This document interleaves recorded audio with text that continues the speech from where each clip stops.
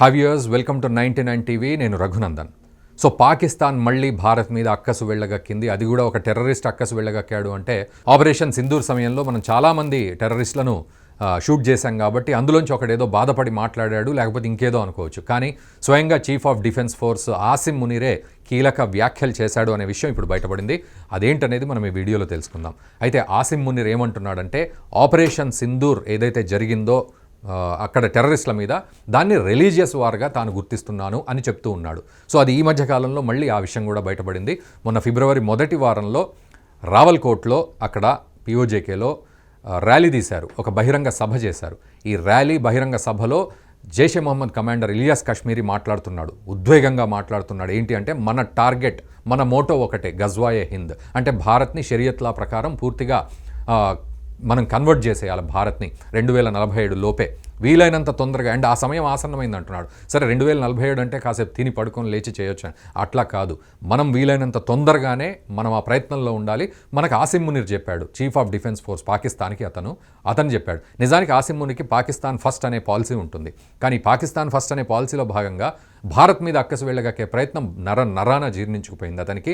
ఎక్కడికి పోయినా కూడా భారత్ని ఎలా దెబ్బకొట్టాలనే ఆలోచన ఉంటుంది, పాకిస్తాన్ ఎలా డెవలప్ చేయాలి అనే దానికంటే కూడా. సో ఇటువంటి సిచ్యువేషన్స్లో ఆపరేషన్ సింధూర్ను ఆయన రిలీజియస్ వార్గా ప్రకటించాడు.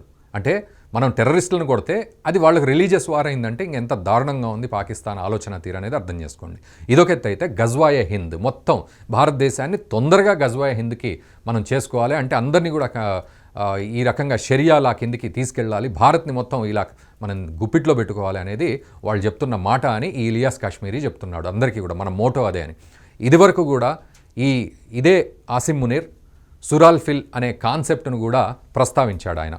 ఒకానొక సందర్భంలో అమెరికాకు వెళ్ళినప్పుడు కూడా అక్కడ కూడా ఈ కాన్సెప్ట్ను మాట్లాడు. సురాల్ఫిల్ అంటే ఒక ఏనుగు మీద పిచ్చుకల దాడి. అంటే ముఖ్యంగా ఈ కాన్సెప్ట్ ఎట్లా ఉంటుందంటే, ఈ మక్కా మీదకి అటాక్ చేయడానికి ఒక విపరీత శక్తులు ఏవైతే, అంటే వ్యతిరేక శక్తులు ఏవైతే ఉన్నాయో అవి ఏనుగులు, సైనికులు వీళ్ళంతా రూపంలో వస్తే అప్పుడు ఆ దేవుడిని వేడుకుంటే ఆ దేవుడు పిచ్చుకల్ని పంపించాడు. ఆ పిచ్చుకలు కొన్ని గులకరాళ్ల లాంటివి తీసుకొని నోటగరుచుకొని పంపిస్తే అవి ఆకాశంలో ఎగురుతూ వాళ్ళ మీద ఎత్తేస్తూ ఉంటాయి అన్నమాట, ఆ ఏనుగుల మీద, ఆ శత్రువుల మీద. దెబ్బకి ఆ రాళ్ల ధాటికి తట్టుకోలేక ఆ శత్రువులంతా పారిపోయారు, ఆ మక్కాకి రాకుండానే పారిపోయారు. సో ఇది ఈ సురాఫిల్.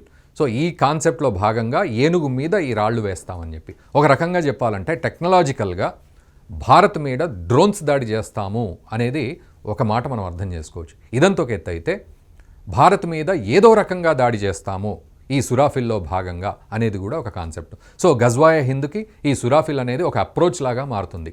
అండ్ ఇదివరకు కూడా మనకు గుర్తు చేసుకుంటాం మనము, ఆసిమ్ మునీర్ని మనం పూర్తిగా మర్చిపోలేము ఎప్పుడు కూడా. ఎందుకంటే అతను ఏమన్నాడు, భారత్ ఒక బెంజ్ లాంటిది, భారత్ని గనక మేము ఒక డొక్కులారి పాకిస్తాన్ గుద్దితే భారత్ తుక్కు అయిపోతుంది అని చెప్పాడు.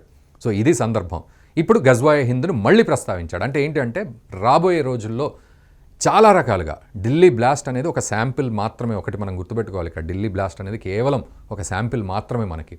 దీని తర్వాత చాలా చాలా రకాలుగా, చాలా కోణాల్లో కూడా మన మీద దాడి చేసే ప్రయత్నం జరుగుతుంది. మనం చూసాం, ఒక ఆయిల్ని తయారు చేయడం కావచ్చు, సో ఆయిల్లో ఆ పాయిజన్ని తీయడం కావచ్చు, ఇట్లాంటివన్నీ. తర్వాత ఈ బ్లాస్ట్లు, రకరకాల బ్లాస్ట్లు. అండ్ మనం ఈ అమోనియం నైట్రేట్ గురించి కూడా మొన్న కూడా ఒక విషయం తెలిసింది. అల్ఫలా యూనివర్సిటీలో వీళ్ళు పెట్టుకున్న అమోనియం నైట్రేట్ ఏంటి అంటే, కాఫీ చైన్స్ ఏవైతే ఉన్నాయో, అంటే కాఫీ షాప్స్ పెద్ద పెద్దవి కావచ్చు, అంటే పెద్దవాళ్ళు వచ్చి కూర్చునే కాఫీ షాప్స్ కావచ్చు, చిన్న చిన్న కాఫీ హోటళ్ళు. మనకు తెలుసు గోకుల్ చాట్ బ్లాస్ట్ ఎలా జరిగింది, దిల్సుఖ్ నగర్ బ్లాస్ట్ ఎలా జరిగింది, లుంబిని పార్క్ బ్లాస్ట్ ఎలా జరిగింది, ఇవన్నీ. సో అట్లాంటి పద్ధతిలో ప్లాన్లు చేస్తూ ఉన్నారు. ఈ ప్లాన్లలో భాగం ఒక ఫస్ట్ శాంపుల్, అది కూడా ఢిల్లీ బ్లాస్ట్. అది కూడా వాళ్ళల్లో వాళ్లకు కొంత మిస్అండర్స్టాండింగ్స్ వచ్చి, అభిప్రాయ భేదాలు వచ్చి జరిగిందే తప్ప వాళ్ళు ప్లాన్ చేసింది కాదు.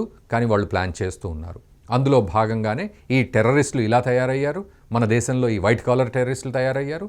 అండ్ ఈ జైషే మొహమ్మద్, ఇవన్నీ కూడా లష్కరే తోయిబా, ఇవన్నీ కూడా ఒకే తాటి మీదకి వస్తున్నాయి. వీటన్నిటికీ హెడ్గా చీఫ్ ఆఫ్ డిఫెన్స్ ఫోర్స్కి కాదు, పాకిస్తాన్కి, వీళ్ళందరికీ టెర్రరిస్టులందరికీ కూడా హెడ్గా ఆసిమ్ మునీర్ మారుతూ ఉన్నాడు. ఈ సురాఫిల్ అప్రోచ్లో గజ్వా హింద్ను కూడా చేద్దాము అనే టార్గెట్లో వాళ్ళు వెళ్తున్నారు. ఈ విషయాలే లేటెస్ట్గా బయటకు వచ్చాయి. మరి దీనిపై మీరేమంటారు?